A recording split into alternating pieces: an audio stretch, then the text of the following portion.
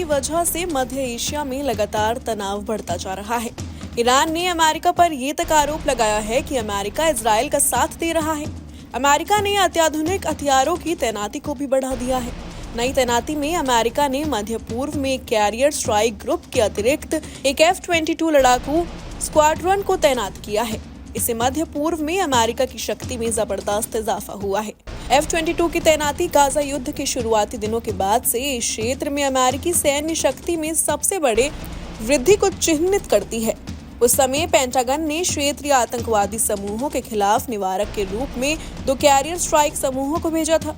America को आशंका है कि ईरान अपने प्रॉक्सी हमास, हिजबुल्लाह और हूती विद्रोहियों के साथ इस्माइल हानिया की हत्या का बदला लेने के लिए इजराइल पर बड़े पैमाने पर हमला कर सकता है।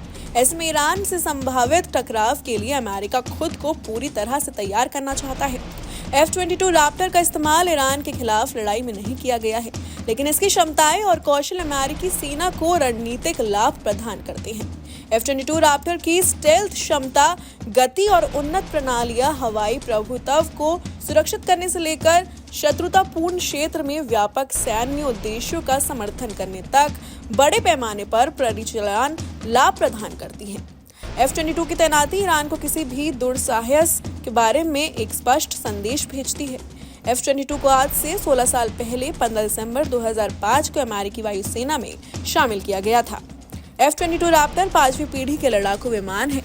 F-22 रैप्टर को अमेरिकी कंपनी लॉकहीड मार्टिन ने बनाया है। अमेरिका ने अब तक F-22 के 195 यूनिट्स को बनाया है, जिनमें से 8 विमान टेस्टिंग के लिए रखे गए हैं। बाकी के 187 F-22 रैप्टर अमेरिका वायुसेना में ऑपरेशनल है। बता दें कि इजराइल और हमास में जारी जंग के बीच अब मिडल ईस्ट में तनाव चरम पर पहुंच गया है। हालात ये हैं कि कभी भी ईरान, इजराइल और हमास में जारी जंग के बीच अब मध्य एशिया में तनाव बढ़ गया है। ईरान में घुसकर हमास के मुखिया इस्माइल हानिया की हत्या के बाद ईरान चिढ़ा हुआ है और वो हमला करने को तैयार है। वहीं युद्ध की आशंका को देखते हुए अमेरिका ने भी कमर कस ली है। मध्य एशिया में अमेरिका ने तैनाती बढ़ा दी है। अमेरिकी सेंट्रल कमांड के जनरल माइकल कुरेला मध्य एशिया शनिवार को ही पहुंच चुके हैं। ईरान के रेवोल्यूशनरी गार्ड का कहना है कि शॉर्ट रेंज मिसाइल से हानिया की हत्या की गई है और इस काम में अमेरिका ने इजराइल का साथ दिया है। ईरानी सेना ने कहा कि इजराइल को इस अपराध की सजा भुगतनी पड़ेगी।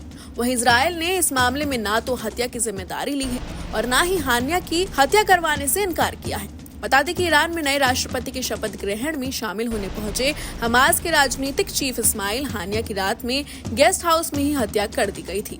बताया गया था कि 2 महीने पहले ही इजराइल ने गेस्ट हाउस में बम प्लांट करवा दिया था। Bureau report, news nation. News nation अब व्हाट्सएप पर खबरों के ताजा अपडेट के लिए न्यूज नेशन के इस QR कोड को स्कैन करें।